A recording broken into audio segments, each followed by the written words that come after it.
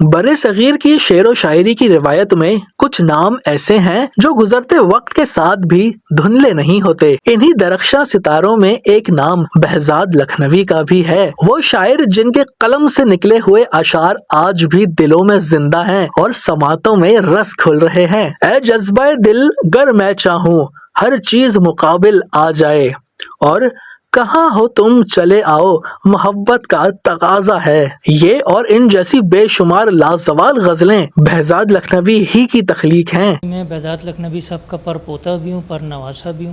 Behzad لکھنوی صاحب کے جو سب سے بڑے صاحبزادے تھے انور بہزاد، جو ریڈیو پاکستان کراچی میں خبریں پڑھتے تھے، میں ان کا نواسا ہوں۔ اور بہزاد لکھنوی صاحب کے جو دوسرے صاحبزادے تھے جو ریڈیو پاکستان کوئٹہ میں خبریں پڑھتے تھے، افسر بہزاد، میں ان کا پوتا ہوں۔ تو اس نسبت سے بہزاد صاحب میرے نانا، پر نانا بھی لگتے ہیں، پر دادا بھی لگتے ہیں۔ صوفی بزرگ بھی تھے، صوفی شاعر بھی تھے، برِ صغیر کی بہت بڑی شخصیت تھے۔ ان کے دنیا فانی سے رخصت ہوئے نصف صدی سے زیادہ کا عرصہ بیت چکا ہے، مگر ان کے کلام آج بھی زندہ ہیں۔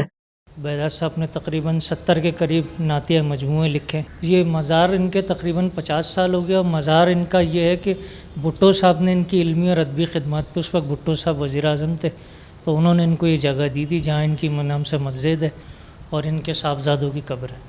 بہزاد لکھنوی، جن کا اصل نام سردار حسن خان تھا، سن 1900 میں لکھنؤ میں ایک مذہبی گھرانے میں پیدا ہوئے۔ تقسیم ہند سے قبل وہ ادبی حلقوں میں ایک ممتاز غزل گو شاعر کی حیثیت سے پہچانے جاتے تھے۔ انہوں نے نہ صرف پاکستان میں گائی جانے والی مقبول ترین غزلیں تخلیق کی، بلکہ قیام پاکستان سے پہلے بالی ووڈ کی فلموں کے لیے بھی نغمے تحریر کیے۔ ان کے لکھے ہوئے گیتوں کو برِ صغیر کے نامور گلوکاروں نے اپنی آواز دی، جن میں لتا منگیشکر، مکیش، شمشاد بیگم اور محمد رفیع شامل ہیں۔ زندہ ہوں اس طرح کہ غم زندگی نہیں، جلتا ہوا دیا ہوں مگر روشنی نہیں، یہ شعرائے آفاق گیت جسے مکیش نے اپنی دل نشین آواز میں گایا، یہ بھی بہزاد لکھنوی کے قلم سے نکلا ہے۔ قیام پاکستان کے بعد انہوں نے لکھنؤ سے کراچی ہجرت کی اور یہاں اپنے فن کو مزید جلا بخشی۔ وہ نعت، غزل، گیت، فیچر اور نثر نگاری میں یکساں مہارت رکھتے تھے، تاہم ان کی نعتیہ شاعری کو جو مقام حاصل ہوا وہ ان کے فن کی معراج تھا۔ اگرچہ وہ